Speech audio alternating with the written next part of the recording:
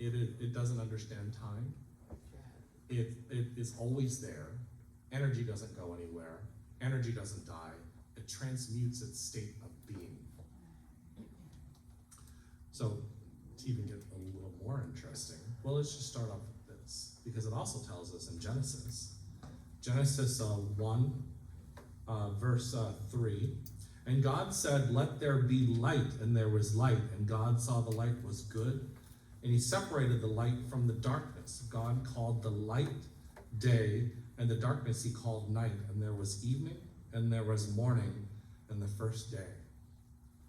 So one of the interesting parts we know about spirituality is that light and dark is what? The yin and yang, right? It is the balance between the two energies. And with that being said, what do we do as human beings? When I get in the conversation about judgment, people think it's about, oh, I don't like their shirt, or I don't like this, I don't like what they're doing over there. But what I have found, and I'm sure you'll agree, is as I elevate myself above another person, I am out of my authentic state. And when I lower myself and put somebody else on a pedestal, I am not in my authentic state. I am not standing in my divinehood, whatever you want to call it, in that status of light. And light is truth. Light is facing the truth in us. The other interesting part about this is I'm a nerd, so I look things up, and I find all this super fascinating. Is that in a camera, I don't know if you guys know, that the lens actually captures photons and light and projects that into an image. A video camera projects it into a video. Why is that super important to what we're talking about, our world or our reality? Well, our reality is we also know that we don't attract or create what we desire. We attract who what? We are. We all know these expressions. We all know these things out there. And then we got all these great sayings that tell us this, but we still forget. Audrey Hepburn told us nothing is impossible. The word itself says what? I'm possible. So this has been the nature of my life, most of my life, because one of my mentors, my mother's best friend, told me just about a month before he died in 2022. He said, the one thing I've always loved about you, Jeremy, is even in your darkest hour, you looked forward to improving yourself. Yeah, you may have completely doubted yourself. He goes, you made some doozy of mistakes. He goes, but because of that, you've become who you are. Can anybody relate to this? Yeah. Okay, absolutely. He said, but the one thing I really respected about you is that you were never afraid to attempt something. He goes, when you were in high school and you wanted to be the drum major of your band, and everybody told me you had no rhythm, and somehow you still ended up becoming the drum major of your band, and not only that, you went on to go into drum corps and perform at Foxborough Stadium and at the Citrus Bowl and all these other kind of things, because you never, even at that young age, he goes, you may not have seen it in yourself at the time, but you just kept on pushing to become and understand yourself on a deeper, better level. He goes, at 17, like I said, you weren't probably aware of it. He goes, but that's who you've always been. Can we all relate to this? Yes. We've all pushed and grown. And then we've had those moments of doubt, and that's why goodness over doubt. God stands for goodness over doubt. It is the goodness in you that overcomes the doubt in you. And it doesn't beat the doubt up, it transmutes it into the goodness. So about a month ago, I've had a lot of really cool things go on recently. My other things about my health are going great. I was just telling the ladies out front that I've lost almost 70 pounds over the last almost 2 years. 10, 12,000 steps a day, really watching my what I eat, but not dieting. Because as you change your inner world, it doesn't become a struggle anymore. Because when you start respecting yourself, you start looking at things, and the frequency of what you taste or your hunger becomes at a higher, you only taste for things that are at a higher frequency. Everybody relate to this? So stop drinking, stop doing a lot of the things that I was doing. I may go out with my friends, But the bartender looks at me strange when I order water, but the reality is I just don't want it anymore. Can anybody relate to this? So, as a result, all my health markers, I'm now no longer considered to be a diabetic. I'm considered to be pre-diabetic, and eventually will go into remissions. And my cardiac artery disease is now reversing. Did you know that you can actually reverse the calcium buildup in your arteries? Cardiologists lie to you. Now, I'm going to say they do it intentionally. It's just how they were trained. And I've gotten that not only from a lot of holistic doctors, but actual medical doctors in the area. So, going on and looking at some of these things, I'm telling you these things because everything is possible to you. But it is a balance between what? The physical and the spiritual, because you are light, but you still are operating in this world.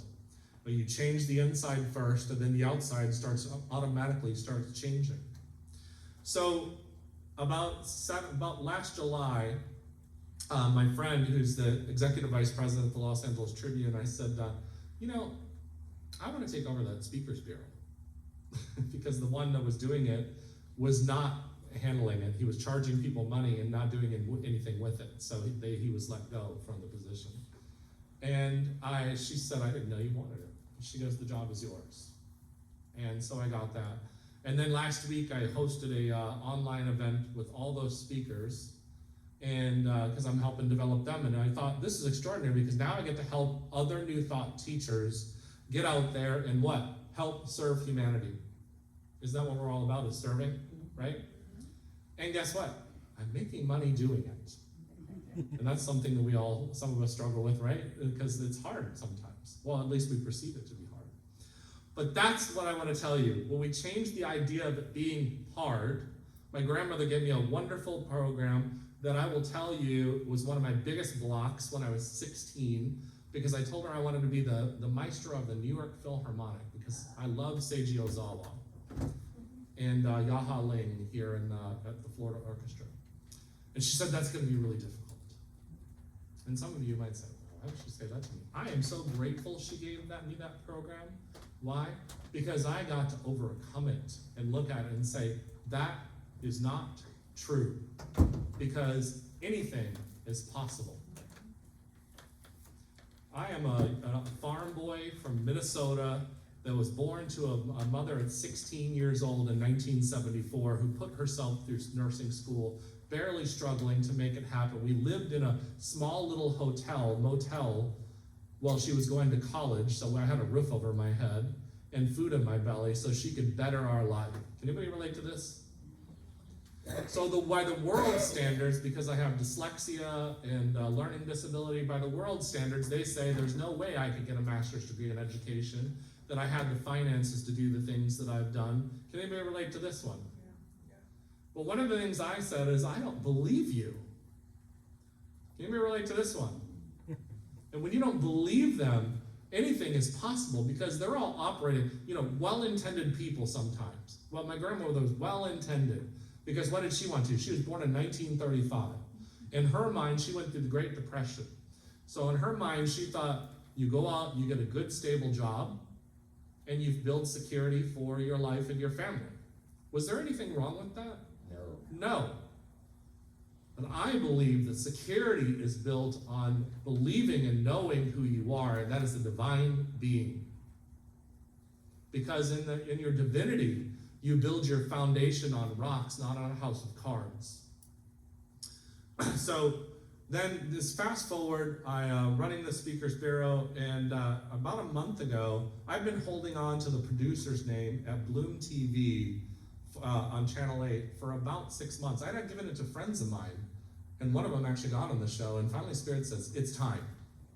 It's time. My inner spirit said, it's time. You email them right now. And so tomorrow at 2 o'clock, I will be on Bloom TV on Channel 8. And so, thank you. Thank you. But that opened me up to a whole bunch of other things. Because here's what happens when you take a step and risk. Because the best growth you've ever had in your life is when you, took a risk. That was when you, to risk speaking up. It was when you were a teenager and you risked asking that girl out, or asking that boy out on a date. It was that one time that you asked, whatever. You asked for that promotion at work, or you stepped into entrepreneurship, or you finally said enough is enough. I'm going to speak up for myself. That's when you grew the most. So it says, ask and you shall what? Receive. It doesn't say ask and you maybe will get it. Well, maybe on one day, it just depends on my schedule.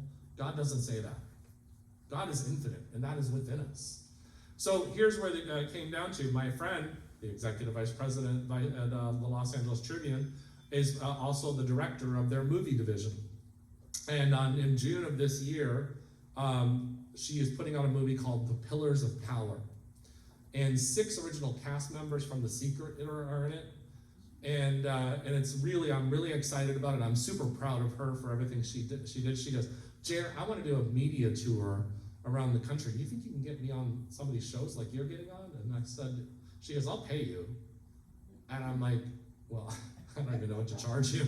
So I was like, how about this? And one thing I want you to understand about self-help movies these days, those movies like The Secret and all that other kind of stuff, you pay to be in them. You don't get asked and invited and they pay you thousands of dollars to be in them and stuff like that, because the money has to come from somewhere. So you pay to be in them. It's anywhere from $25,000 up to $150,000 to be in these movies. So I said to her, I'll tell you what, because there's going to be 4 more movies that's going to be in it. I said, I get you on shows, I get a free spot in one of those movies. She said, deal. Poor guy from Minnesota, and now I'm going to be in a movie with Michael Beckwith. So this is what I'm talking about. I'm not bragging. I want you guys to do the same thing. It may not be this. It may be my uncle Kirk loved working on cars, and he wanted his own shop one day.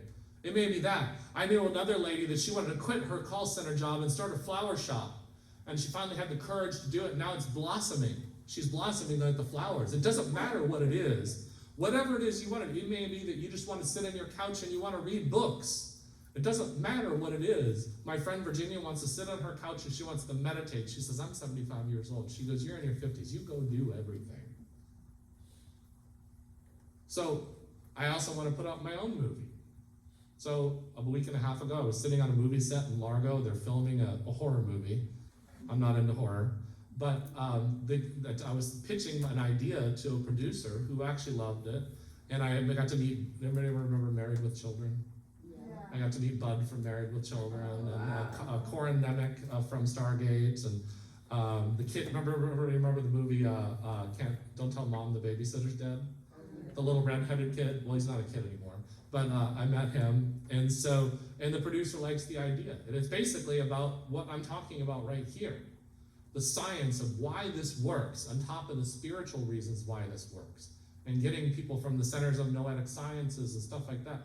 Because these things happen, and you just have to dare to ask and get curious and know that you have the ability to do anything, to change the world. And that starts just with you. And it's the coolest thing in the world. And if anybody's read my book, Peace Be Still, I came from a very dark place.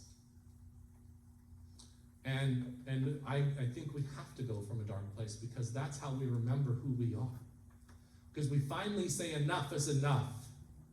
And we stand in the fact that Jesus said, all these things I do, you can do in what? Greater. So now it's all about, I'm like, well, if I can do this, I bet you I can get on Good Morning America one day. And it's not about being famous. Somebody, Reverend Linda said to me, you want to be famous? I said, no, it's just about seeing if I can do it. It's just the fun of seeing if I'm in alignment with my soul, and it happens. And if it doesn't, then it's not what? Meant to be. And then you're not attached to the idea, because I know it's either that or greater. So it could be me just sitting up on a cabin up in Tennessee, looking down and having a cup of coffee every day and hanging out with my friends. That could be the greater. But you don't own the idea, but you do put in your order, because I'll be with God, I'll be like, I'm putting in my order. and I want this, and I want my eggs scrambled, and he'll say, you want them scrambled? Do you really want them scrambled, or do you want an omelet? And then you get the omelet, and like yesterday I was just eating my omelet, and it was so good. But the reality is that God knows better. That's where it comes down to. But what happens, we get so caught up on our wishes and our desires that we forget who God is. In that movie, I was just looking at watching Joe Vitale's piece of his interview, and he said you have to be a conscious millionaire. And some people will hear that word millionaire and go, ugh, that's not very spiritual. And what he said is when you get too far into the material, then you what? Lose sight of the spiritual. But when you're too far into the spiritual, you get lost sight into what? The experience down here. And healthy, wealthy, and wise is not any one subject. You can be healthy. You can be wealthy. My friend Virginia is not a millionaire, but her house is free and clear, her car is free and clear, she's got money in the bank, and she doesn't worry about her groceries or her electric bill. And she's like, I don't care, if I want to go somewhere, I'm going to go somewhere. So she went down to Alabama she wanted to get on the beach because she lives in Kentucky, and sat on the beach for a week. That's wealthy because she has what? Freedom. Now it could be other things. It could be wealthy, could mean something else. But what he was trying to say is this: don't limit your mind. And know that with God within, all things are possible. And start actually saying things with intention. If you want that promotion at work, then you get that promotion at work. If you want your grandkids to have that promotion at work, or you want them to have a soulful life, you start to say, I would like God move the earth for them to bring them a soulful, fulfilled life in alignment. Because what ends up happening is even in your prayers, it can affect other people. We know that with the Maharaja effect, am I correct? Where people started changing crime in a city. And this is where I went. And right now, we need prayers in this world. Nothing is impossible. Nothing. So every day I pray for truth and peace and hope and compassion and understanding and awareness every single day. Because it starts with me. Because I want to know where I'm not self-aware, where I'm not maybe being compassionate, and that includes myself. And when we really start to see that, you'll understand the balance. So, thank you so much, and I believe we're going to jump